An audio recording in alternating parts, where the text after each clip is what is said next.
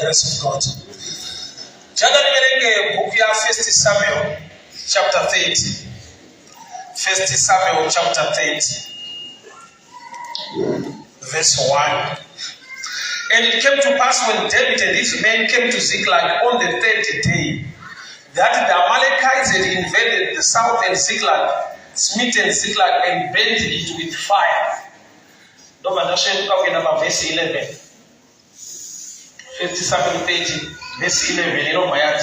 They found an Egyptian in the field, and they brought him to David and gave him bread, and he did eat, and they gave him water, and they gave me a piece of cake, a cluster of raisins. When he had eaten, his spirit came again to him, for he had not eaten bread or drank any water for 3 days and 3 nights.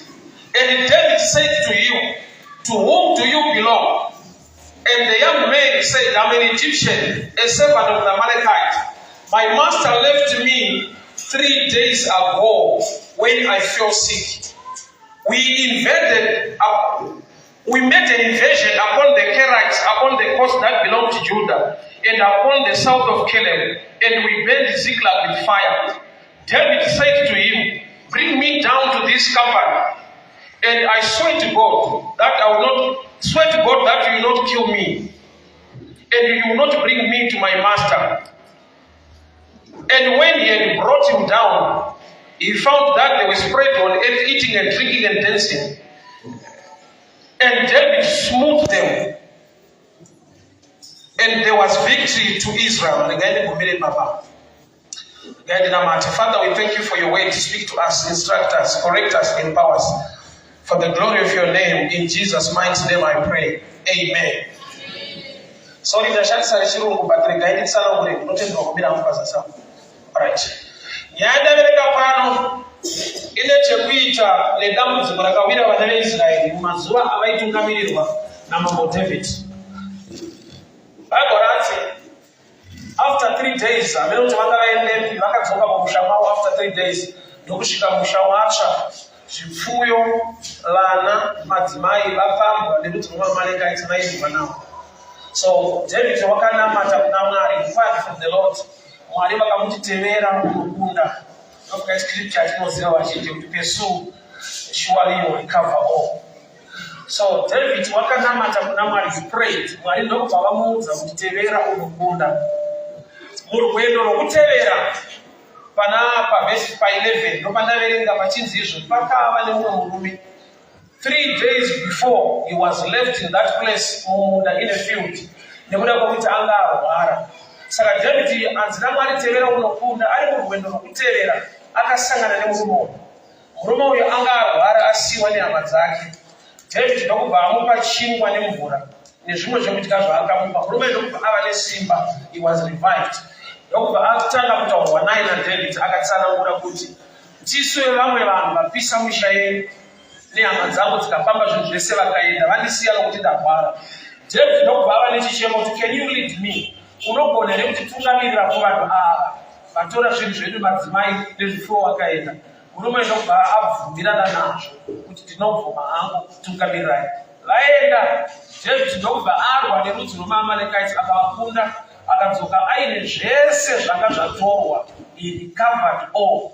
Madzimai, vana uye nezvipfuwo. Ndonyaya ndashumira idzo ngandifaridze. Ndandifaridze pamusoro pekugona kushumira kuna Mwari kuti ugone kusangana nekumwe kukunda muupenyu hwako. Prayer chinhu chakanaka. Prayer idialogue. Prayer kutaura naMwari. Kune ma-issues mulife yekuti after praying you must know what to do. Unofanirwa kuziva zvaunofanirwa kuita kuti zvinhu izvozvo zvibatika kuti zviendeke. So kingdom yaMwari, umambo hwaMwari hune makey akawanda. Jesu unoti kuna Peter, I give you the keys of the kingdom. Kureva kuti pane madoo akawanda anoda kuvhurwa nemakey akasiyana siyana. Neimwe nguva kuna baba vakauya nemwana wavo kuna Jesu. Jesu akadzinga dambudziko remwana. Vadzidzi vakamubvunza kuti sei takakundikana pazvinhu. Vadzidzi kwete vanhu vekunze vaitevera Jesu vakakundikana. ndokubva vabvunza Jesu ndokubva ati zverudzi urwu ndokapana kamudzwa vhesiyo zverudzi urwu zvinoda kunyengetera uye nekutsanya. Right? Zvoreva kuti kune zvemarudzi nemarudzi zvinodawo zvakasiyana-siyana. Pane pekuti ava vadzidzi vaJesu vati zvakaramba hazvina kuramba nokuti mahedheni kana kuti havana mati kana kuti havana kudanwa kana kutumwa, asi kuti vane zvavanga vasiri kuziva pamusoro pedambudziko ravaihendla kuti raidawo kutsanya nekunyengetera. Saka matambudziko muupenyu ndemarudzi nemarudzi anodawo kuti uzive kuti iyi inokundwa sei. Nokuti pane pekuti uri mwana waMwari unonamata muchechi unouya pane rimwe dambudziko rauinaro haiperi nokuti kuti wakanamatirwa uchabatwa musoro. Rinopera kana wazobatwa mukati memusoro wakuziva zvaunofanirwa kuita. So vhesi Mwari vanobva vati vanhu vangu vaparara nekushayiwa zivo. Chandoda kuti uzive pastatement ichi chinorwadza ndechekuti Mwari ari kuvhuma kuti vanhu ava ndevangu. Chiri kubvumwa pano identity vanhu ava ndevangu. Chiri kuzobvumwa chinobhohwa kuparara kwavo. Raiva Mwari. Mwari achibvuma kuti timu nderangu vachida kuvara. Indaitarisira kuti Mwari ati kana vanhu vari vangu havakuvari ndiripo. Ndaitarisira kuti Mwari ati vanhu ava ndevangu havangoparara ndiripo ndichamiramira. Mwari wakusvika kubvuma kuti ndevangu kuti vanhu vanokurara. Ndokubva pataurwa chikonzero. Havasi kuparara nekuda dzimwe nyaya nekushayiwa zivo. Zvoreva kuti ukashayiwa zivo nyangwe uri wekwaMwari pane kumwe kuparara kunoitika. Kwete nekuti Mwari havakude havadi kumira panyaya dzako. Gamba pane zvaunofanirwa kuziva, waziva uita iwo uri waMwari. I love examples. Zvokunoti kuti mukadzi akanaka anobva kuna Mwari. Ukauya ukanamata hapana panovhurika denga kana maharata. Mwari woti ichokwadi vanobva kuno mbadhamavo. Ngazvibiriwa hazvidavo. Asi iro shoko richiita anotobva ikoko. So anowanikwa sei anobva ikoko? Bhaibheri harirambidze kufunga kana wapedza kuverenga. Mukadzi akanaka anobva kuna Mwari asi anowanikwa kumaraini kwavo. Wotoenda kunotsvaga munhu akabva kuna Mwari maraini kwavo. Ende zvichida anototanga atorambawo kuti iye akabva kuna Mwari edhirari wavo. That's the experience. That's my hour. Jera ndakavafika vakatikuwana. Asina kuvabereka nevanaka.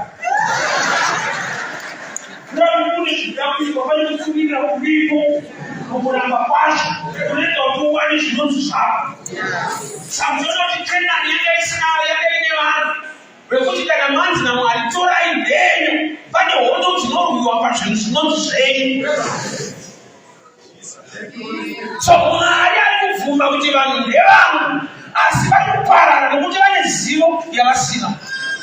So chinonzi information kana kuti ruzivo ndo chinhu chiri more valid pakunamata kuziva. Anokuti kazhinji munhu anongoti munoti Mwari haazive here, Mwari achandiitira. Mwari anotoziva kuti hauzivi saka uri kuparara. So Mwari unoziva but kusaziva kwako kune loss muupenyu hwako. So uchaona munhu paanoberekwa ndatakabuda musoro isaini kuti panyika pauya usati wafamba funga panoshanda brain panapa. Basi mungu tinozvionera ikoko pane zvinotorongwa mastrategies. I'm sure that's a good picture.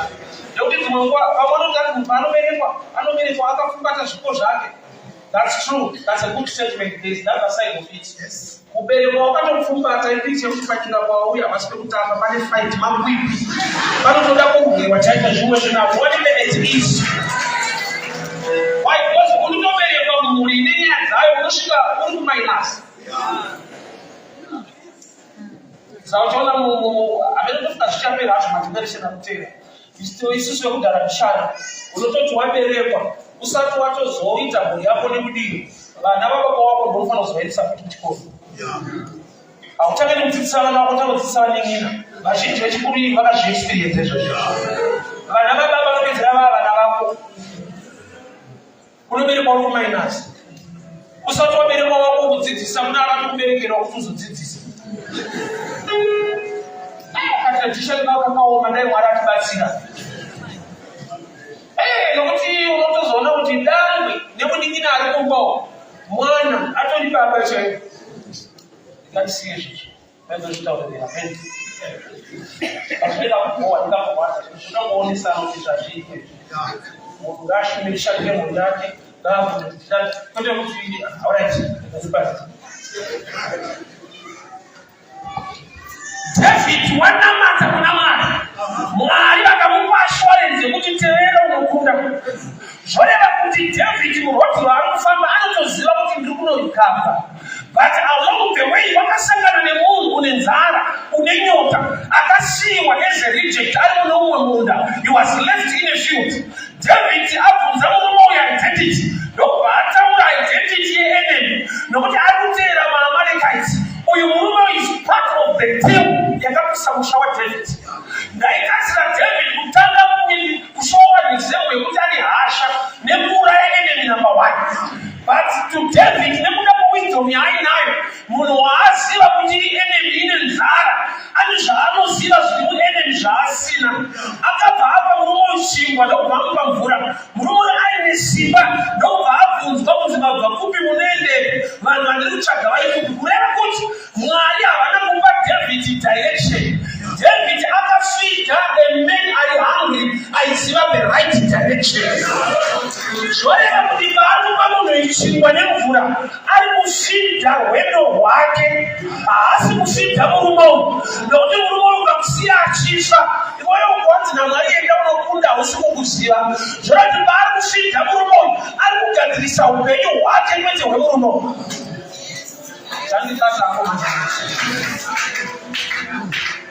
Dai David arizezura vasingakunda. Why don't you want nhamwe mumwe aite sei? Aichamara tabasa kuti nyaya dzedu dzatofambira. Gamba pane nguva yekuti nyaya dzako dzinoibva munyaya dzemumwe munhu. Zvekuti paunoadresa dambudziko reumwe munhu uri kuadresa destiny yako, uri kuadresa direction yelife yako. Ukarega murume uyu achifa David nangwe Mwari vakutitevera unokunda, pane chimwe Mwari chavasina kukupa direction. Vangokupa assurance. You will recover. But if you are not aware of it, your character on the ground. Start a new one. I can ask you answer. I don't go in 2 ways. Jano Pitira. There's no fun of Sivabu to eat. Ubata Shaka will be busy. Promise delayed in ground in Jimba Aroka Kenan. Upina Kenan, I see guarantee you to go. Ushikawa Lima Kenan. Nokuti chakaropa fadzwa Eve, munhu anobenefita paEve, munhu asina usimbe. Rati kune imwe blessing yekuti ukava simbe, unenge wakakomborerwa kuti pasina chinooneka muupenyu. Nokuti kupinda Canaan haisi guarantee yekuguta, munoguta kana maakurima Canaan. Asana kunzwa statement dzinotaura pamusoro, English inotidetsera. So when takaita independence, but zvakazofamba zvakanaka, upenyu hwacho hunomira kuti takaita independence kudhara. Independence has real prosperity. Zvinongoreva kuti hausisina anokudzvanyirira. Saka unogona kupedzisira wakuzvidzvanya wega. Neusimbe hwako nekusashanda. Hapana kukuopresa. But nokuti you are lazy, you can still die of hunger when you still get on the land. Kuva nevha isi guarantee yekuguta. Kusvika wakushandisa ivhu racho zvakanaka kuti ugone kupona. So kuva muchechi kuva believer chinhu chakanaka, but knowing what to do does not attract a blessing yako. Nekuti dzimwe nguva zvikonzero zvinoita kuti vanhu vauye muchechi zvakasiyana siyana. Mumwe zvaakanzwa kuti inobatirana nerukana zvinhu zvakaomera, vamuchemana, kuna akatoinga yemuchemo iyo. Zvikonzero zvinosiyana. Zvikonzero zvinosiyana. Ini mazuva anoenda muchechi ndiri mufana, nhasi kaenda muchechi kunonamata Mwari. Baba vangu vari very strict. Vaiti pamwe muchechi sadza hudye, saka ndaipindira sadza iro. Vangu vakaoma haudi zveshuwa. Hadi mwana asingaendi muchechi. Muchita kuzoka kupa manyo kuti kupaparidzwa nezvei.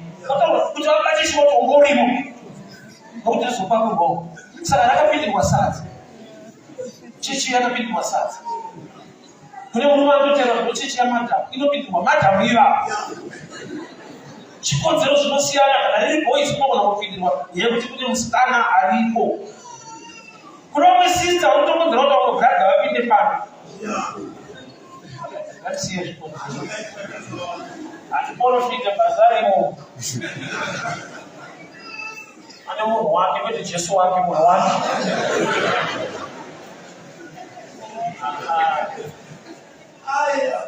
So David ane guarantee paanamata Mwari vamutevera pursue, surely you overtake and recover all. But in direction yakavigwa pacharacter pakuziva zvekuita nekudhila neumwe munhu anenge enemy but ane information. Ani zvaanoziva murume ukamurega achifa gore rinopera uchitsvaga ukaunganzira gore unokunda hakusvikike nekuti kune vakawanirwa nyasha dzekuziva kwaunofanirwa kuenda. But nyangwe ane direction yekuti David anoenda kupi ane problem, ane nzara. Saka kazhinji pese patinofanirwa kushumira Mwari ukava nementality yekuti ndiri kubatsira, unogona kupotsa kuziva kuti Mwari ndoda kukubatsira nezvawakuita. Nokuti pawakupa uyu chekudya, uyu kana aguta achakudza kwaenda mombe dzako. So you cannot compare bread and cattle. Haugoni kukompea mhuri yako nepisi yechingwa. Uyu wakakopiwa pisi yechingwa ndobva atavakaenda vana vaDavid. Zvona kuti David unofanirwa kuzvifarira zvekupa murume wepisi yechingwa nokuti haisi loss. Hakusi kuruza kuti murume uyu adyavhe awane chekudya. Wai nokuti akadya mhuri yako ndaiwana. Akadya mombe dzangu ndatiwana. So kune dzimwe mombe dzevanhu dzisiri kubatika muprayer dzakavikwa mugiving, imomo mukupa, mukushumira. But ukava nepfungwa yekuti ndiri kubatsira, unogona kusiyana nazvo. Tayo vanojaira vari kuda zvinhu zvedu. Gamba kana wakuziva kuti ayo mukupa umu ndomune zvinhu zvangu. Vanonoka kukuudza unofanira kugara watoka. Nokuti une zvawakuziva kuti Mwari unenge wanipa guarantee in the spirit. But kuti chive tangible chibatika in the physical, there is a role yanofanira kuplaya. Pane zvandinofanira kuita. Saka zvimwe zvacho zvakavikwa muzvinhu zvausingadi. Hama dzangu hapana chinobvowa chekupa enemy yako chingwa, kupa enemy yako mvura yekunywa, kupa enemy yako chikafu. Why? Nokuti kana atonzi enemy unofanira kutarisira zvakaipa chete kuti zviitike kwaari. So enemy yemunhu wese hakusi kubuda kwemari, hakusi kuwana mari. Kuwana mari ndozvinodiwa nemunhu wese, kubuda kwayo ndokusingadiwa nemunhu. Let's face facts and let's be real. Paunoti Mwari ndikomborerei, Mwari ndiitire zvakati, Mwari ndiitire zvakati, ndozvatoda. Zvaanoda iye ndozvinotoparidzwa kuti uite. Uconvince spiritually. Nokuti if mentally, physically, ndo enemy yako, kubuda kwemari enemy. Kupinda kwayo ndozvatoda. So David paanoshumira kumurume achimupa mvura, achimupa chingwa, munhu yachinzi enemy, ipi chemutendiwa nhasi kuti chinhu chaunoona seenemy dai wagona kudyara nokushumira pachiri ndomune direction yezvinhu zvako. But dzimwe nguva maonero anosiyana. Ukadzoresa Maria unoti kuna Jesu takamirira Mesaya, Mesaya akauya achatudza chokwadi. Akumbirwa mvura naMesaya aramba, but audza Mesaya kuti takamirira. So unonyima zvawakamirira nekuda kwekuti hauzive kana zvauya, nokuti Jesu paauya patsima ari kukumbira mvura. Panyimwa haana kunwa mvura. Ende haana kuti mukadzi uende unonyima, akati dai waiziva. Takati kusaziva ndo number one issue yekuti munhu aite sekunge anonyima. Hakuna munhu anonyima. Kunyima ipicture yekushayiwa knowledge concerning zvida kuitwa ende kuti zvinobatsirei muupenyu hwako. Munhu wese chakanaka anochida, but kusaziva kuti chinouya sei unogona kupedzisira wakufaita chakakunakira chacho. Ndiri kuchikoro ndaivenga ticha anorova. Bozi muri vafana maingoti tungorohwa usingazoiti kungoroherwei. Unoti akaoma anorova stere. Chaari kutorovera ndechekuti be serious, ramangwana rako rive rakanaka. Asingarove ndiye ari more dangerous. ari kuti handikurowe but future ichakugadzirisa.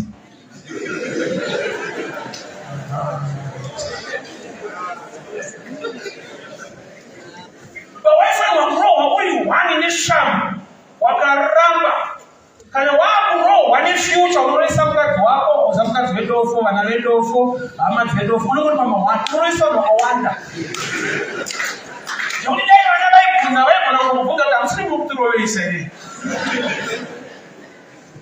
kune kwanenge akaramba kurohwarwani ikoko kwanefanira kuziva kuti kurove ndoipruvha ndoverenga handina kuti mupruvha mupositive way ndaivimbidza mashoti saka ndaipfeka mashoti ejini kana 3 wapedza kurohwa unopinda kulafita pane zvandanzwa but future inoba wakaviringidza kudaro hama haisve mashoti ejini aivo unohwa zvakadaro. So kusaziva kwakandipa kuvenga zvakandinakira kwete kusada ini pandakatofoira kubasa ndaida usati pamudaini muda wekufoira ndaitoda ma8 nezvandaita ikoko but kuda is not enough. Kungoda kupasa is not enough. Unogona kuda zvoregera kuita saizvozvo wada uneaction yaunotora discipline nededication. Chese chawada achigumire pachido ndodati mwari mundikomberere ndodati mwari mundisimudzire wataura zvakanaka mwari naivo vanotodawo asi kuzoziva zvinoitwa after choice yawamega ndopanenani wakaipa hana problem nekuti wanamatira zvihombe zvaunoda kuti mwari aite mwari wacho hana chaanokundikana kuita but zvaunozoudzwa kunzi chiita wakusangana nezvaunonamatira sometimes ndo enemy yako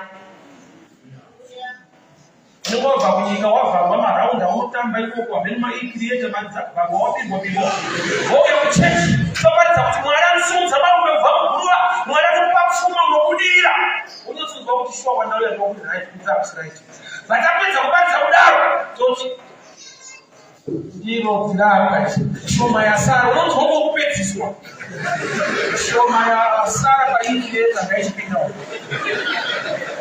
panosvika panokuti saka chechi nevanhu vepanzava ise usiku vanokuchinja language pamatorero vese vari kutora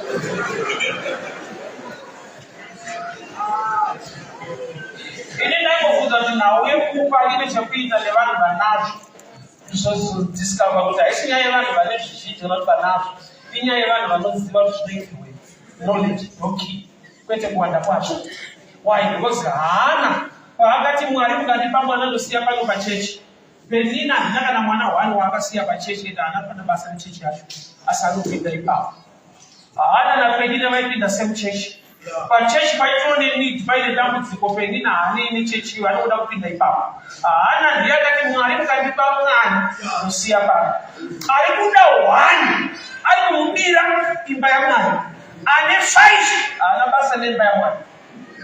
So hakusi kuwanda kwazvo unopusha munhu kuita kuziva kuri mumunhu kuti nyangwe nepazvishoma paainapo anoziva kuti ndinofanirwa kuitira mwari chii chakabota mwoyo wahana kuti agone kuitira mwari pachechi muzvishoma zvake akaziva kuti ini napenina ndiri varume 1 ende zvinoita kuti ini ndirambwe ndidzingwe zviripo nokuti handibereki but chakaita kuti ndirambe ndichidiwa ini ndisiri kubereka maini vachibereka inyaya yekuti handisi kudirwa ability yangu mwari angoniwanira nyasha kuti ndingodiwa nyangwe ndinoita ndine zvinoita kuti ndirambuke saka paari kuti mwari mukandipa mwana ndosiya pano ari kuti haasi mwana agara achindichengetera imba yacho ndimi saka kana ini muchindichengetera imba henyu imba ndigone kuifuratira nokuti makatarisa utera hwangu kusabereka kwangu but hamuna kukonzera divorce ndikaramba ndichidiwa zvakadaro saka kana mwari muri makaita kuti ndidiwe neniwo ndinokudai.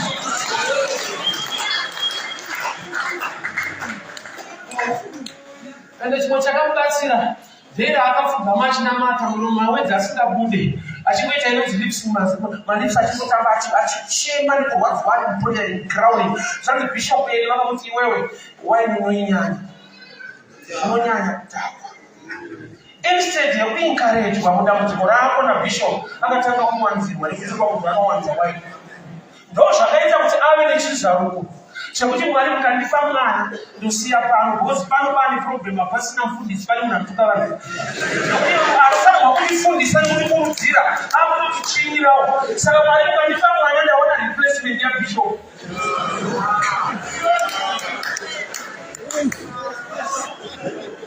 Andibveko. So murume asiwa ari mumunda. Bible rati David pavakadzoka after 3 days ndoba akanamata mwari vakamuchitenera unokunda. Pavakaona murume ndokubva ati ndakasiyiwa pano 3 days ago. Ndakakungati mazwi aya kana nhamba inamba 3 zvanzi 3 days time 3 days after ndopakasvika David paZiklag musha wacho akanamata. Mwari vakatomukunda vakuteerera. Pane murume awo wakawana akazovapa direction angasiwawo ipapo 3 days before. Masvigasiwa 3 na 3 anomureva kuti dei rakanamata David mwari vakaenda mukembi yeEnemi vakanotora chichabatsira David vakachisiya panzvimbo. Vakati chakusiyiwa panzvimbo chiri right chakasiyiwa chine nzara chine problem kuitira kuti David kana ane mwoyo nevamwe anowana zvinhu zvake. David kana ane tsitsi nevamwe upenyu hwake unoenda zvakanaka. So pane nguva yekuti pane nhamo dzatinoona muchechi iri nhamo iri artificial kana kuti temporal nokuti mwari uchagadzira inomafadza munhu. That's why Manarenga, but this man was left in a field munda. Munda munowanika nyamwe zvokudya zvino magaka munogona kuwanika zvimwe zvinhu. But this man was hungry in a field. Muno munda washe mukereke munogona kuita nzara. Kwete nokuti mwari haagoni kupa vanhu vake. Mwari uyu he can do without men, but men cannot do without God. Urofu book ya Genesis. Mwari vakasika zvinhu zvese chavakapedzisira kusika munhu. Saini yekuti tsano nokudai kana ndapedza ndikude nditite. Mwari vanozivaga kuti kune vanhu vanotaurisa dai vakatanga nekusika munhu. Dai kune vanhu vakunozvipa credit munoona gowe. Ndakazoti sheibvisai apa ndauyisa rota. Oza kune vanhu vanoda kutora credit. So mwari unozva kuti vanhu vanotaurisa. Saka nokudai kana ndapedza. Jesu wakanyimwa mvura patsime. Apedza kunyimwa ndobva atanga kuadvertisa kuti ini ndine mvura menyu. Mvura tanozoita zviri 2 nyota nemvura.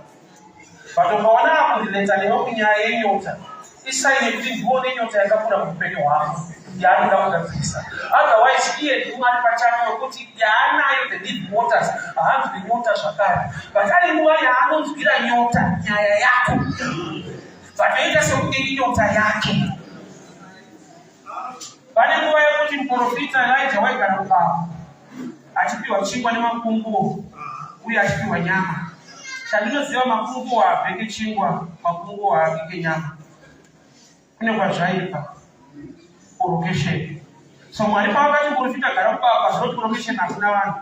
Kune vanhu vasiri kuda asi mwari achiita munhu wake. So pane katime nokuti vanhu vakaregedza ruoko rwaJehovha runa kupfumika. But if disadvantage munhu angapiwa opportunity in that place kuti aite partake the blessing. Kune zvinouya iri mhinduro yelife yako but zvinouya sekunge iri dambudziko today. Andinozva nepurezidendi vachitorowo kuchikoro vachiri mukomana vasati vapurezidendi aitova munhu wokuti aitotambawo nevamwe aitopfimba wasikana kuchikoro. Kutovana gogo vakatoramba purezidendi. Zvakuti kana vari gogo vakazokudza iri nyaya kuti ukoona purezidendi ndakararama unenge kuti gogo mune shave kudara stand out president. But Masvanto Abasi president was a student. But having potential in the state house. Some of the Mariano need a proportion of your with your personal somewhere on also, I do not ask I don't understand people. What do I do to our eyes? Serious. What do I do? So, you are the owner, but you are the owner. I don't want one.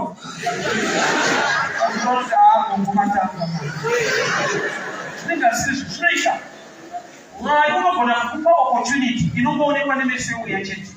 So I told us the changes that how do you partake and feed a machine? No good at woody. Why do you put out woody? I want to own a Mukadzi waIsaac kuti arohwe, Eliezer wakatumwa naAbhurahamu akaenda matsime kwete provision. Haana kushedzera kuti tauya kuzorora tine goridhe pano. Akatogara matsime akati achatipa mvura uye achapa ngamera mvura. Ndiye achava mukadzi waIsaac. Kureva kuti zvakabviswa palevel yebeauty zvikaiswa pamushanda. Haana kurorerwa runako, akarorerwa mushanda. Zvanzi achatipa mvura neanopa ngamera dzangu mvura. Kureva kuti beauty tagoibvisa. Bali pachirohwa Mungu. Iyo problem ndeyekufunga beauty chete. Takanokati nakaise unoonekwa neatanga. Unogona kusiyiwa. Chikonzero chiri chekuti pane dzimwe nyasha dzinongouya nekushumira Mwari. Takati picha iyoyo uzoitarisa pamuchato iripo. Ndiro zvemuchato handisiyi. Alright, iye zvemunyanya. Ani munhu anochata anenge akaiswa vheyo kumeso. Perekedza havana vheyo. Ane vheyo ndiye anochata. Katsika karipo inenge tradition, katsika karipo ndepekuti yekuchata indenyasha. Zvekuti dzimwe nguva unogona kuperekedzwa nevakati nakiri. Saka kuti vanhu vasataurise gara wakavhara hapo.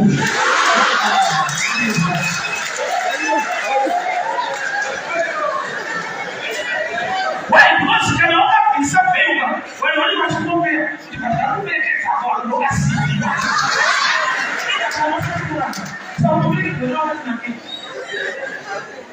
Kuti ubate shombi yezvenyasha, paanozoti mechise vhei, paanozira vhei, wakaita kuti dzinyasha shombi.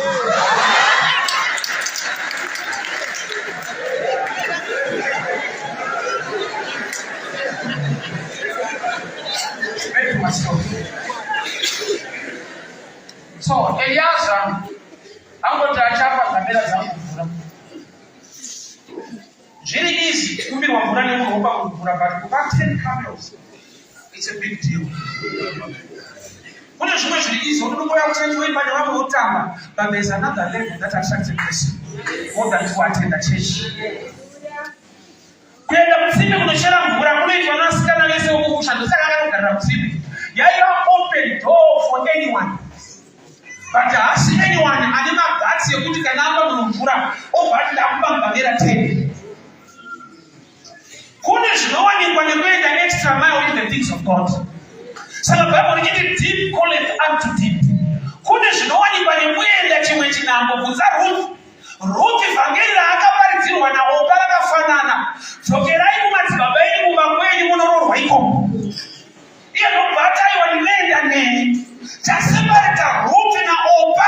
Mumwe kunzwa kuda kuti amai handikusiyei tinofamba tese. But mwana yazoondera padzwa asire kuyepa. Nokutara padzwa kuti handikone kuberekerai murume anomuroorai. Ende uchiudzwa nemunhu achembera unezona ndojekini message.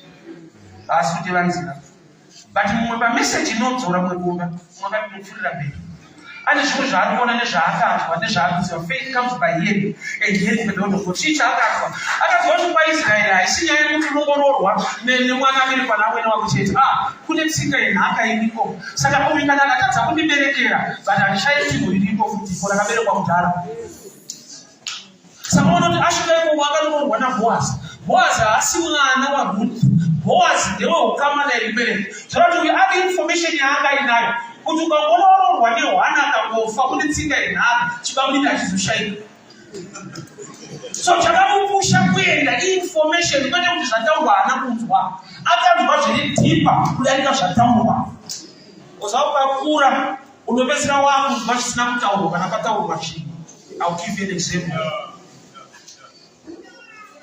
Kana wakura pane pekuti pakataurwa chinhu chisina kutaurwa ndochataurwa. Ndokosha kutarara kucheka kushambedu kwetu wakati. Saka taimuna kusenzisa kugoera rakapita imomo. Boys rora kuside ndo moto mamuta ro. Baiti tita lambo rara baiko hauya wote zvamuri. Obazo chikanyama. Zvazvinoreva usati nyama. Zvarewa zvamuri obazo. Ukanzwa zvavataura kuti ukapanda peusiku kuti zvatirisu. Tanzitozodya. Zvona kuti akura bedzi ndiye akunzwa kuti aiwa zvisina kutaurwa ndozvavari kutaura. Inabva wadzi vari kuti musadye nyama, but vanozvitaura sei? Vanoti zvamurimi.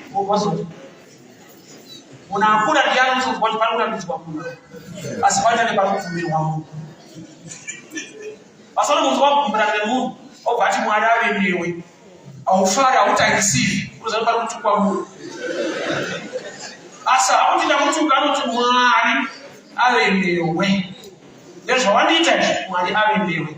Iwo mbozo washukurewa kuti mwari gasi yake ndiwe. Sasa usuna sifanye. Inside immaturity. Isi ceremony zimweya. So Ruma akasiwa paronda is a dying man. Asiwa in the field 3 days ago. So 3 days akasiwa. No 3 days David akana mata mwali wakakuzwa. Kurati mwali unogona kuisa mu panchimo. Mwali unogona kuisa inende bed panchimo. So that when you partake the blessing, nekushumira nekushandira zviripo unosangana nezviri missing life mouth. And I think it's alright. Matthew 6 verse 6. Inoti iyo.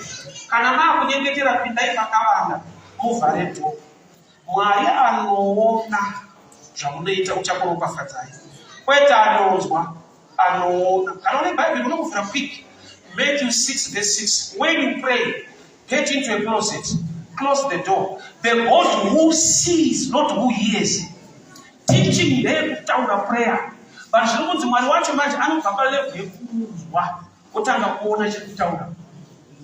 Okupai mubayiro. So mubayiro also connected kumashoko. Uri connected mune zvaunoita.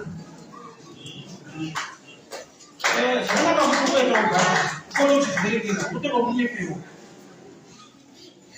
Uri dzimwe nguva unyengetera straight. Enda hadzisi kuita. Inyaya yekuti hauna kurinzwa musha. Rakati paunonyengetera. Mukuru wacho anoita zvinhu. Nyangwa achinzwa zvaunotaura. Anotarisa chekutaura. I love example. My example is not so. Ukangofika msikana kutoda kuroora dabisa madenda kuchata leo. Anogona kuramba. Iye kuroora kwacha achida kuchata achitoda. Chinoita kuti arambe ukazodzoka after 3 years unosvika hapo kwa ndimo munhu. Atichana nemwe. Chomuita kuti uchandaitaura wani. Anokudzata ana kuramba zvawaitaura, ndairamba chaitaura. Iwewe uchitaura nani chiona. Kudaka unyura akakuwa watoda hivi patsana alaita. Iwo chitaura msikana ningachiona. Saka arambe zvaunitaura. Anoramba chikutaura.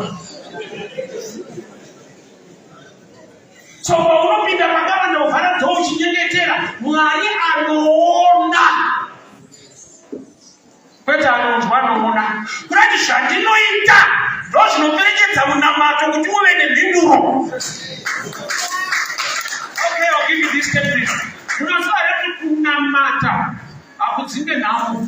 Kunamata kunodzinga mweya wenhamo. Kushanda ndo kunodzinga nhamo.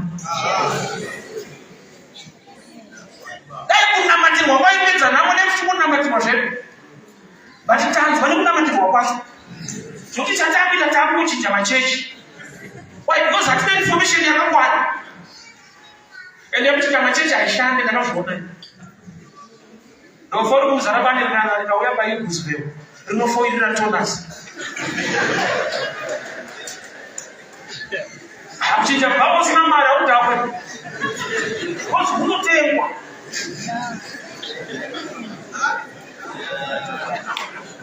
So kunamata kunodzinga mweya wenhamo, timonere nhamo. Asi kushanda ndokunobvisa nhamo yacho.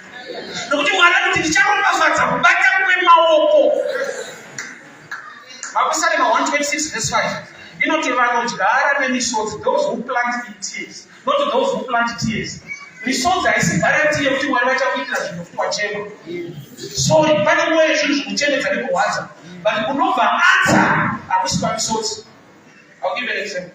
Munhu arikutongwa mhosva yerepi mukoti. Magistrate akati baba sungai mutauro kuti makarepa mwanawo. Ndaroga atanga kuchema chizvimera pasi. Magistrate ati vabereki mazviona aiwa mudhara achema aiwa ngai achema. Apa painoita nzitende kumba. Pano evidence. Tinonzi baba kana mapedza kuchema toda humo. Court inoshanda neevidence kwete my emotions. The same with the throne of heaven. Kana Mwari achida kushanda neumba nezvimwe zvinhu. Misodzi is not enough. Vana veIsraeri vakachema vari pasi pekuranda muEgypt. Chinhu chakaitwa naMwari. Minana yese yairi paFarao mamoyo. Vakaparidzwa vhangeri vana veIsraeri naMozisi kuti urayai makwai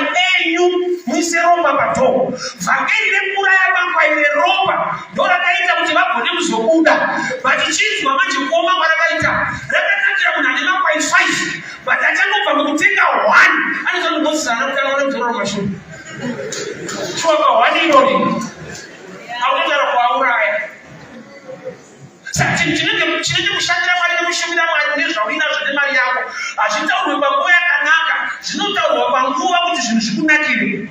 God speaks a word to create a season. That time you should never understand. Blessing ya Mwari alikontrol nemamiriro ezvinhu. Inoflowa Mwari ngemamiriro emunhu ari muzvinhu zvacho. Mwari asi kumirira kutanga kurama Yesu kuti akukomborera. Channel yeblessing yake iri more than basa paunoshanda. Inokontrola nekubata kwemaoko kwemunhu. Murume anonzi Noa paanzi akavaka areka, mvura yakazouya after apedza kuvaka. Zvoreva kuti Mwari havatumire mvura usati wapedza kuvaka. Saka anga ane kaleni yekuti musi uchanaya mvura ndeupi, haasi Mwari. Noa kuti anopedza rini kuvaka ake. Zvokuti akaregera kuvaka ichanaya. Akaita 2 weeks inonaya after 2 weeks. Akaita inonaya after akaregera mvura hakuna. Saka pamwe pacho hausi kumirira Mwari, wakamisa Mwari. Nokuti Mwari vakatoimbisa kukukomborera. Saka wasvika pamwepo wakaipakunyepera. And those who wait upon the Lord. Pamwe pacho you're not waiting upon the Lord, you're wasting time in the Lord. What's Mwari wakanaka nguva dzese ndiye wazoro nhasi namangwana. Haana season netime yaanoti chakukomborera kana economy yadai chakukomborera kana zviro dai. Anokontrola season yeblessing yake munhu. Kwete Mwari. Nokuti akanaka nguva dzese, akatendeka nguva dzese. Ane rudo netsitsi neupenyu hwako, but anokontrola season netime munhu ari muproblem. Munhu ari problem. Mamanzi emwana akakwana kuti mwana abude, anoudzwa wacho munhu mukuru kuti push kwete mwana. Kuti mwana wokuti zvako zvibatika wakakwana, but hazvinoita nokuti mwana wakwana. 9 months dzikakwana mwana abude anoburitswa. Saka anoudzwa kuti push hasi mwana. Dai yaishanda nemwana chete kwainoti nanakamu. Kana kuti dzanongomira ishashangai pushe. Munana wako blessing ya Mwari ngemwana inenge ndugu yokatakura, but there is a time to push. Kana season yapana munhu ngaasungwe bindu ya Mwari, apushe bindu kwezvinhu muupenyu hwake.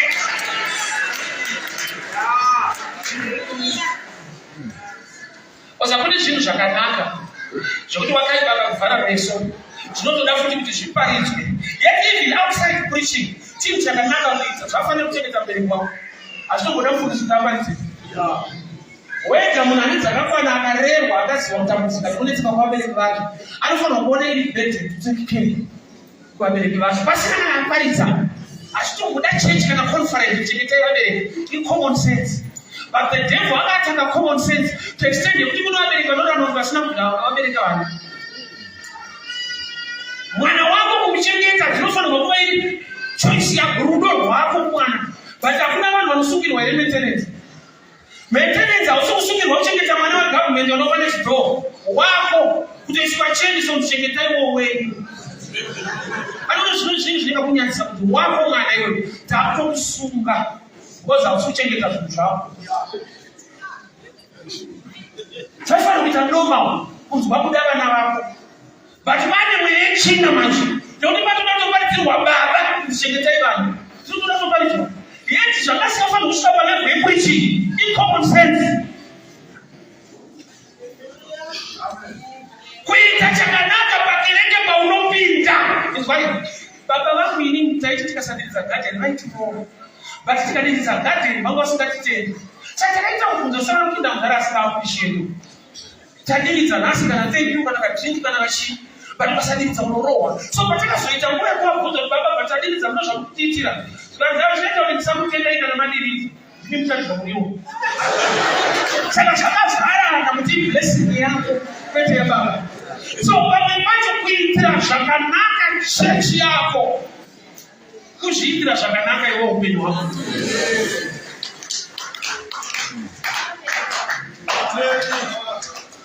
Baba mwana wangu ndakasiya zvese titengo mani ndinotiboda zvakaipa zvese ndakasiya, but hazvikukomborerwa. Hakukomborerwa nokuti wakasiya zvakaipa. Chitori chikomborero kuti wawanirwa nyasha dziri kugona kusiya. nokuti ukaba kunangiro zinosungwa kunosungwa iwewe. Saka shoko likakusaka ukakoterera wapinda, itori blessing pachayo kuti hauchasungwa nokuti utera shoko raMwari. Saka uri kumwe kukomborerwa, nokuti kutokomborerwa kuti hausikwenda kujeri nokuti haube wakati mashoko raMwari. Ukaba usungwe ngirozi. Kana kuti nani akatione mweya China, mejasita nokuti aiwa iwe ndo wapenda kujeri mozotaura nemweya wako kuti izva udaro. Hakuna akati the work of the devil akachenda kuba. Na Satani wako unozona matira mbele. There was a man along the path, a man who was hungry and thirsty. Alipata mu direction ya kulitaka baba. So bali pamwe mbona mwali afunga kuomba kwanza walikuwa mshimo. Bali itasemunge baitenda kuchiko. Labda kuti ni wewe sa Israeli. Ugone kushumira palini. Na kuti kogana la shumirwa mwali anyarani. Kana shimoni wana mwali makereke waita. Mukutendeka kwake anyarani. Kude jebuti waita ishoso. Hivi nusina kuna makila chimwe chini. Ameno kana bana nobona kuti business. Kuti there are things kuna zvinhu zvinoitwa naMwari muupenyu hwako zvisina kubva namatira. Zvawaishuvira zvawaifunga nekuimagina dai upenyu hwadai Mwari vakazviita usina kuenda kuprayera. Inyaya yekuti kune zvaunoita zvinonodenda Mwari kuti vaite zvinhu nokuti munhu havhite Mwari pakutendeka. The Shunammite woman haana kukumbira kuti munhu waMwari noda mwana. Paakati gore rinouya nenguva inochava nemwana, akati musanyepera muranda wenyu. Haana kuti aizivi, haana kuti thank you, akati musanyepera. But Bible noti gore rinouya nenguva yacho ndokubva ava nemwana. Kureva kuti action speaks louder than words. Nyangwe pamashoko akati musanyepera, chakaita kuti ave nemwana anga ashumira munhu waMwari Elisha. Zvoti kushumira kwako ivoice kudarika voice rako. Sasa Mungu unitsika kuti ngasi prayerful the same, but it doesn't have to chiendeka. Kile kiendeka kwa jina is prayer based. To know what to do. Ene mati chini chocho chilinge enemy. Achiniwe ni Mungu. Chiniwe ni Mungu akusikamani. Unacho kudogo mtoto, wanapaliza au pati mdogo mmoja so kwani kwa chinowa batipa, wanazobata hizi. Oh. Yet it is what person will resist but when show what you come to. So what you get is no problem now. And I'll explain, I'll give you an example. Samson, I'm calling him Uriah Philistia. But no put your why you own. No power and stand another Philistia. No Kamano with Elijah Philistia. No power of Philistia racing. I'm about to shoot him Philistia. Icho chasi na kuroba. Ngoja kapote na kusogoma sisi. Ule mangera unodanira usungani. Madamira usungani. Ngoja hiyo na unotonda pani. Ana kuna hayo wala sitari kakata kwa na mbaro kushinda unatoka. Kutoka dokta kumapema Jackson. Kana take a pair of 5 plus 1. Iya uto what farmer Jackson dokta what choice rema what asai. Kuna tukubayemo kukuramba. But kuramba kwacho kunowaza. There are times in which you don't resist and you don't get any pain. No matter if you gain the area. Especially subject here, the devil is not white in any kind of gospel. Are you white in a practical gospel? Why? Because you don't see what you can just not around. Why are you? But you got down on the but you can just not around. I'm assuming you're so correct.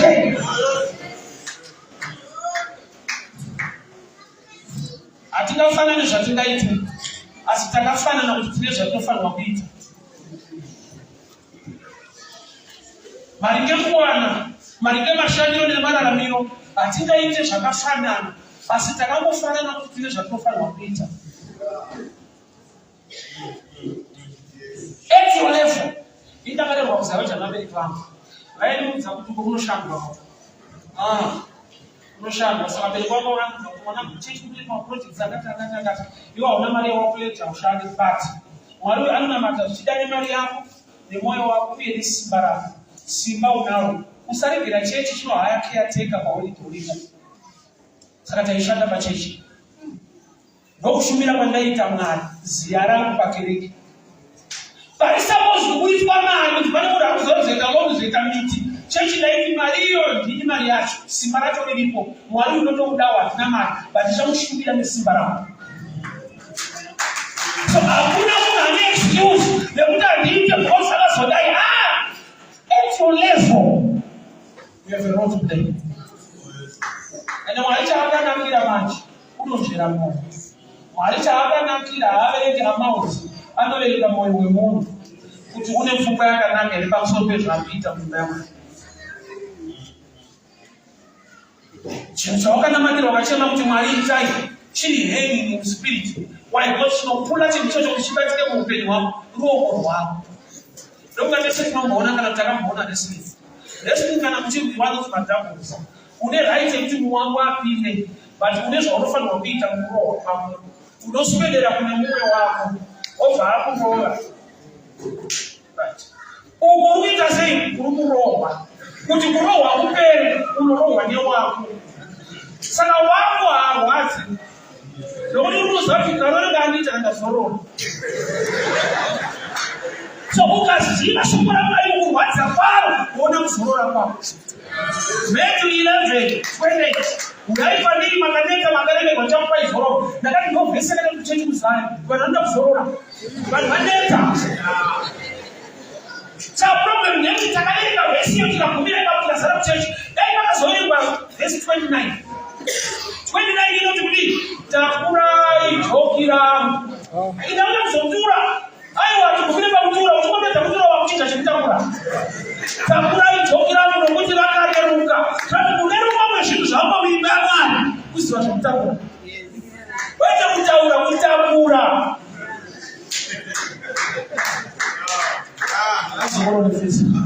Matthew 11:22 hepa ndiri makaneta makaremerwa tichakupa izororo. Saka unenge wauya nemutoro wako waneta waremerwa wouya kuna Jesu wotura wopiwa zororo uchingoti zororei takurai joki rangu nokuti rakareruka. But secret yekurerukirwa kuziva zvekutakura.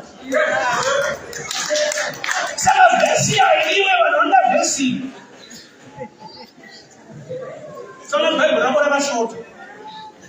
Une mavhesi ausingafariri yekutakura takura unoda yekutura. Zvinoda kukura pamweya kuziva kunaka nekururama kwaMwari uye kutendeka kwake. Hama dzangu, God is a rewarder to those that diligently seek him. Mwari uyu unobabaira kuvanhu vanoshingaira kumutsvaka. Anotsvaka even kuti chinhu chaanoda kuti chiitwe paimba yake. If vanhu vakaregera Mwari anogona kuita. But inenge yaaproblem kuvanhu. Ane Elijah vakati vachimba nenyama ari kubako vakazoti chibva iko kuenda kulokesheni. Kumba kwavakasvika kuna shirikadzi yaichema kuti fulawa nemafuta zvaazvishoma. Zviri kupera nei ivo vari tuine mwana wange shirikadzi? Zvinoda kuti ndiye suspect wechingwa chaienda kubako.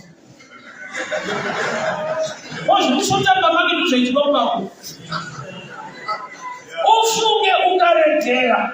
Sorry to say this. Mwari neimba yake nebasa rake haaregeri akatendeka. Ruoko rwaJehovha runokupfumbika. Ndinongokupa imagination yekuita kwaMwari uri beyond church. Mwari unogona kuita zvinhu muimba yake kusimudzira kereke yake nevanhu vasina kunamata. One day ndaipfuura unonzi kuwadzana chibva kuonight. So ndaipfuura nepabhawa paibhucha so paitengeswa huku vanochikocheka mashops. Munhu ndobva andoona kuti pastor Tseniti nobaridza kwaKoronto. Pastor vanokuna vhesi china kuti varaidza manhonda asingaamenduro vasingadzidzi vanobarairwa chete. Saka anoti varaidza zvokunonoka kubasa kuti varairwa nayo. Kwete kuti uchidzidza unobarirwa kuti varairwa kana. That's why ndosaka vasinganamati vanovarairwa nini. Saka apedza kudaro ndokubata angoti pastor isimachinga chirowa hwedu apa ndi pastor wedu. Chamari unatengesa umwana. Ndipire mfundisi wangu chuma broiler wako kwaMwari. Ndakaenda kumbonya zonda ndamari support bete mteki. Kunyama ndokuti masapota mchenja asatezi. Nokuti uteki ari dedicated pachinhu zvemba yaMwari.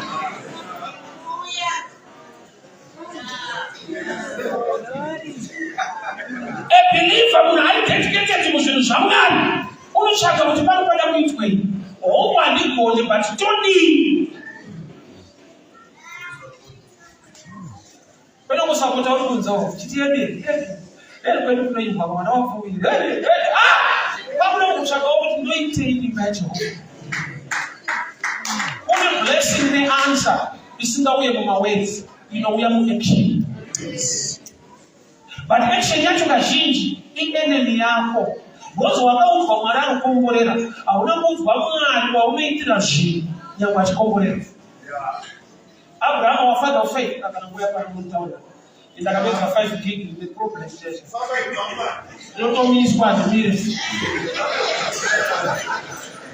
Andakabva moti tama dzangu andina mazhinji isori kuti mazhinji. Ndoda kubata kuti church needs way. Chinhu chinenge enemy dai Mwari akupamisa uya haisi enemy. Ndomane breakthrough. Panoda kusvitwa munhu ari mumuda. Imba yaJehovha munomuda mashi. Nekuti pane imwe nhamo irimo yaunotoudzwa kuti data zvakadaita zvakati kuti notasa vanhu ava vanoda kunetsa. Ende vanobvunza vanhu vari panze vasinganamate Mwari, vasingazivi Mwari waunamata, vanokupa advice. Instead yekukuudza zvakanaka vanokanzura blessing yako. Because havazivi Mwari waunamata. That's why Abraham asina kuudza adzimai vake chokwadi chekuti ndikunocheka mwana. Sara yaanoda ndeyekuti muchava nemwana gore rinouya. Yaasikane ndeyekuti kana wani mwana wacho tipe tonocheka paguma. Dai Abraham akadaro aiudzwa mashoko chaiwo mashingo. Dzinda wapinga neche chinani manzi uleba unoiziva here. Kuda kudine mwana. Kana kutotipa mwana kugara watiza kugara wako asina kukwana nekosi. Saka akati nemwana tichadzoka pane patiri kuenda. Ndokwa vaita futi mazuva matatu. Vakunopira pamusoro pegomo. Varanda vavakaenda nawo vakasara futi muzasi. Varanda vakaudzwa kuti ndine mwana tangu oshipa Mwari kwete kunocheka mwana. Vaigona kubatsira mwana kugara asina kukwana. Havana kuudzwa nekunocheka vatiseti vakasiyiwa futi. Kurati pakunamata kune malevels evanhu. Kuno kuti ndikataurwa sokunzwa kuchekwa kwemwana havachogwana rasha. Vanotopinza pagomo mwana ndokubva abvunza baba chibayiro chiripi? Abraham haana kuti chiri kutaura ndicho. Why? Because aitiza. Vakuidze gomo rekunochekwa neshuwa. Abraham nokati Mwari vachatipa gwayana. Ndizvo here zvakazoitika.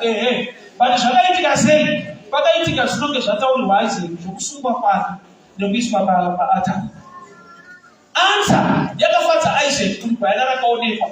Process yaichevedza Isaac. So chinokufadza dzimwe nguva chine process inokuchenedza. Hakuna asikade upenyu hwakanaka, hakuna asikade promotion, asikade kuva manager kana kuva mukuru kubasa. But nyaya yacho yakatangira inotangira pachikoro kana pachido. Vakava serious vachiverenga iwe uchitamba. Upenyu hautambe kwese. Kana wakatamba kuchikoro kubasa ndimune makushandiswa steering nesimba. Ndimana work hard kwete work head. Ana work head vari muoffice palaptop you work hard workshop ziyani kubuda. Awisi lafu vanotitsana mutambe kwese. Makatamba kugara chishanda iwo vakaita serious vagozororawo. Life ine mafezi.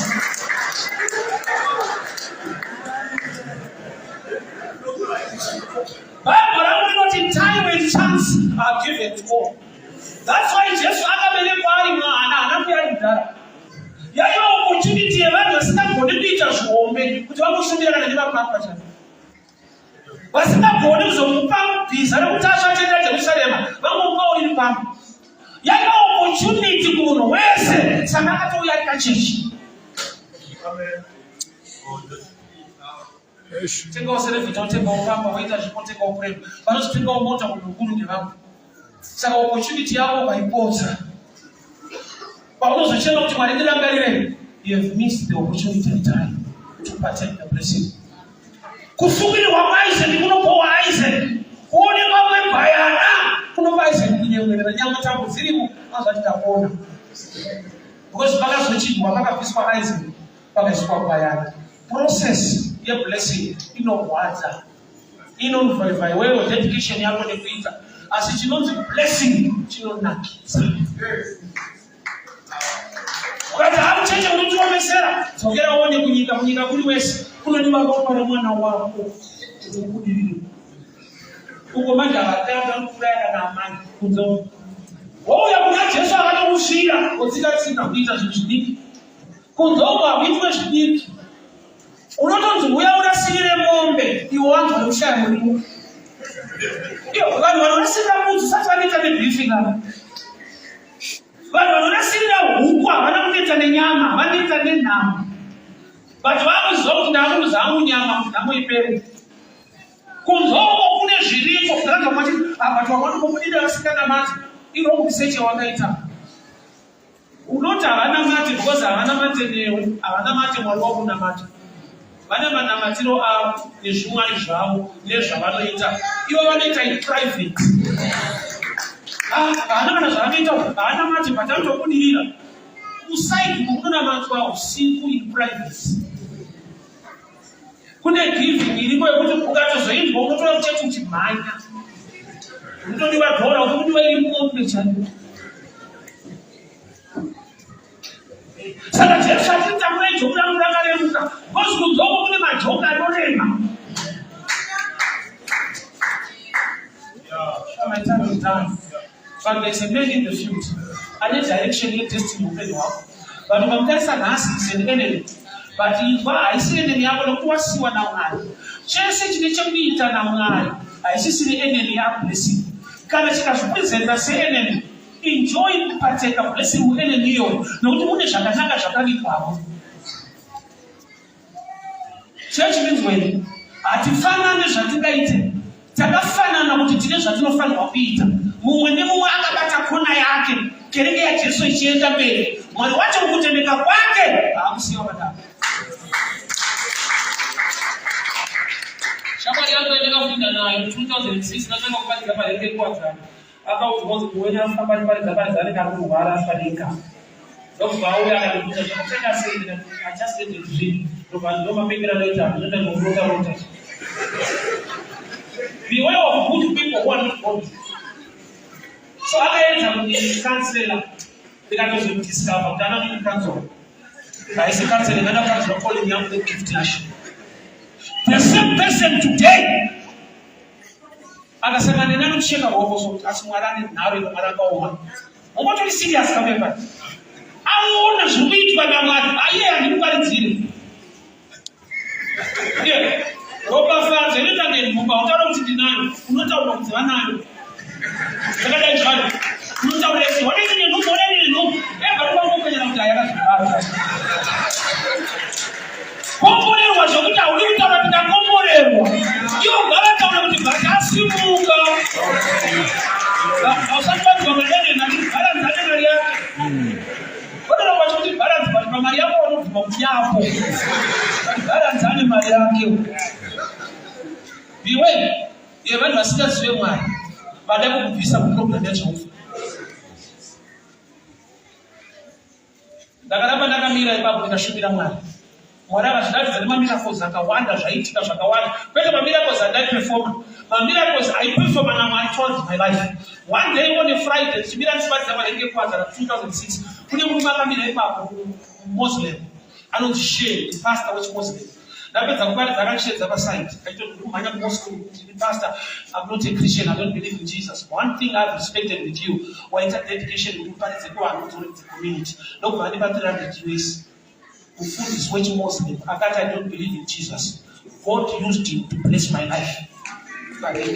Kwete kuchechi havana bhodzi rakagara pasi, denga ndo rakagara pasi kusosotaizana. From then Mwari kunoita muarea inopohwa inorwadza nekuti vamwe vavo vanenge vachikunyarira kuti ndikati parikuita sei. Wesi pandakazoshinda ndikapinda mutreni ndikazoparidza ndikauya pana fest. Kuti umwene mukadzana arikumira muromo wachiparidzawo. Pese paunoita Mwari chaanoda kuti uite, hautange kuombererwa maoko. Kune vanhu vanotaura zviri negative. ukangonzi muchechi kirikuvaka kuna anokukwenya kwamara mutiro wakavaka une mushene ita muchiitiswa unogara muchechi uri kirozi ngakusiya mhuri dzichitambura kana anoita muchechi ko havamuzive kamwari wekutenga kwake havamuzive mwari usatrust maideas evanhu vasingazive mwari. So God gave me the courage. Ndikaramba ndiri mumufiti tiparidza Mwari, ndiri mumufiti tiparidza Mwari. 2014 somebody came in. Ndapedza kuparidza ndobva andibvunza kuti urikuenda sei mazvati ndaifamba netsoka kuenda kutaura. Unoita ndaona Mwari uye naMwari mutsoka inoyi. Pana akamboti kana une Mwari pane zvinoitika pamwe pacho kana une Mwari kune zvichaitika. So ndapedza kuparidza akazva kuti zviri kufamba sei handauta ndikudzoka netsoka. Ndakati ndienda kupaka bhara ndozokutira kuenda kuba. Zvanzi hayi handi ndikutengerai mota pakasiudza kuenda. Parodi mota ndakatanga kugara akatemba pana tesi semunhu andifura akangomira 5 minutes akati washoko randati handi masera panditengi mota. Hapana pandaimagina kuti pandaichadhiraivha yani waitenda nekupi but Mwari ukaita zvaanoda kuti uite iye anobva ati zvisina kubvira zvapinda mupfungwa dzako neimagination yako kana mumwe mako ndozvaakaronga kuita muupenyu hwako. I was shocked pamoja na ndakuseka but mota haitengwe zvekudaro mota ronge unotenga madomasi ngati basera vatenge mota ndakambvunza katiri mati ndakukase ndokwanisa sarudza kumhanya ndatangondokwedzera uzamunzwa kune rutsira munhu ane mari kudhara ndakatora idiki diki uza ndakatozvidemba aida kutora chero imo namo inoshenga mafungiro kune rutsira munhu ane mari serei ana kuti titora type yangu titora mota Facebook ndakaenda pane diki yacho anyway ndobva yatero chikakumba ndabvura gate ndakadza zvero usaka unoita dzungu pamoyo unoita pinda 2 minutes tatamira mwana ndakazovhura gate wakati ndiani dzungu ndiani mota ndeni ndapinda kumusha ndakabvesa ndokuzireko unoita dzungu ukamumoyo unoita dzungu uchigeza mota nini. I want to show you a picture how faithful God is. Haisikuweka kuti zvinhu zvazviri right. Mari inonzika kuti nhasi mangwana acho haichatenga zvakadai zvingadai. Economy yekingdom yaMwari haikontrolwa nemanira akaita Zimbabwe. Kururama nekutendeka kwaMwari hakunyiswe nenyaya yekuti kune other teachers. Blessing rinodarika US.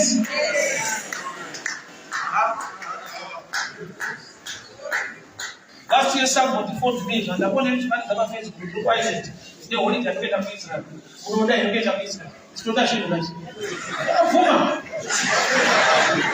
So when I sent a passport number, within a week now in Israel for 8 days. Would the end I tell a phone I that's what I'm saying. Most Zimbabwe and one up our Facebook. Nobody knows to Mwari was not your phone. Kind of wrong. But I have seen this fellowship. Who will be able to just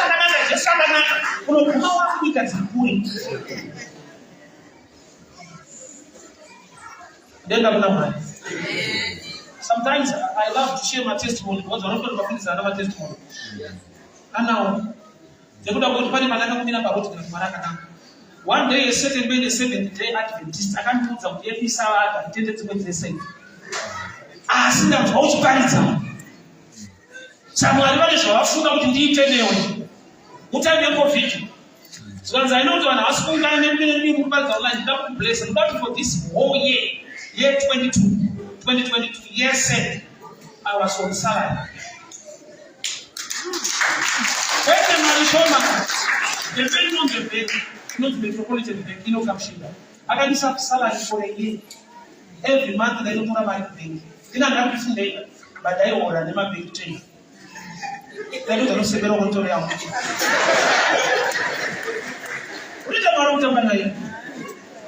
Kana inobvisa muguruwa ndokugadzika pachigaro ndapachinda vanogarika uye wagara kwachimwe zvirimaina kuti vandikaromberombe vandiripo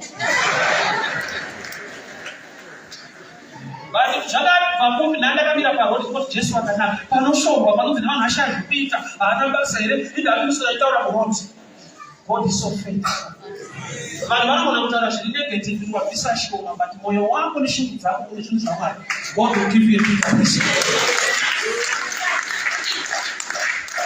Indwa moyo wokuti Mwari pese pachaitwa chinhu mimba yenyu ndiripo. Ndine kona yanichabata kuti mugone kubatawo mhuri yangu. Ndine kona yanichabata kuti mubatawo marriage yangu. Ndine kona yanichabata kuti mubatawo nebasa rangu. My testimony are very dangerous. Very dangerous. And that if you get him a bit of tissue or now, you know, hey, where's the damn? And that would say, run about to woods with put him on a wood, whatever thing that should down. Why does you die? Put him on the special. Hey, for a race. I see him now that sits in one door. For this war you must be on salary. I'll finish this one. That is about street middle. When I can watch from UK, or my sister saw on the side.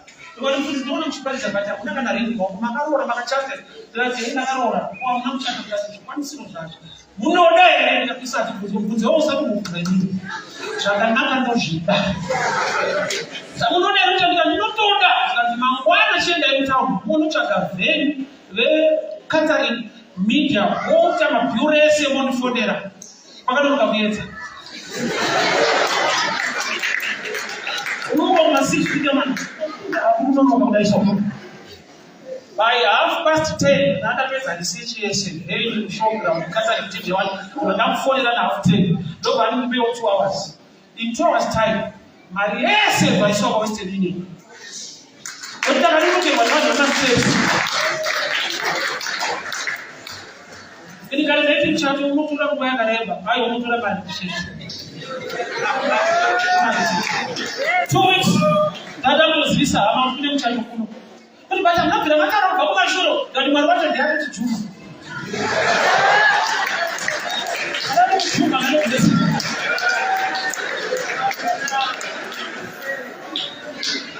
Also, look about the one who don't answer. Please, what about someone of a cat? Go and somebody that I put you on something. That is terrible, maybe 3-4 months behind, but what watching the other people in together. Would you know butterfly from UK party and chat? Would you pay? Don't alone on the very chat. Chat will pay the balance of therapy. I would never wrote out to chat is the and then I still got go as I don't know when I shut in Shamis. That is that. That is the right decision. The extra lesson. My country.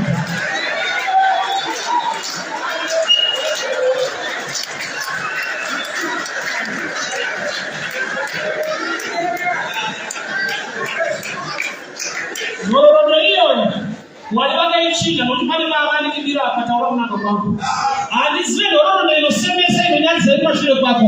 that God can visit you. You can break a new ground. Not a genie about my Gita. Camila de Pablo de Nazareth. Robo, Robert, the Bata, Robata. Why not took us over Sweden? Why not children or not for you? But the fellow chief, you know, I have a pastel, Diabo. But the fellow chief, I'm not a chat of my mouth, the paper. I can take a shoot down. Again, my father, we thank you for your way, thank you for speaking to us. Bagada taba kelele abauta shamuri kuita na kwele upendo wangu lokuti muli wasuro nasina mambala musikanya zisema katendeka natara kuana zangu matawra batiriba mule mwe pano bata pale na protect the blessings yekeleke mwana ukisoma mtoro ili muli zao kunya bano barama wasisa sile wote wote ile utano wao asiba wacha mwita basa umpendwa ragara ya utano wao kule washiti walipopoza walishule tesha itika sababu tuona tunaita wanataka kazi kizi asinyasha zenu zilojeka sana yetu katika shani mkao jende kufeza kwa sababu pekee hiyo musika na Yesu Kristo wa Nazareti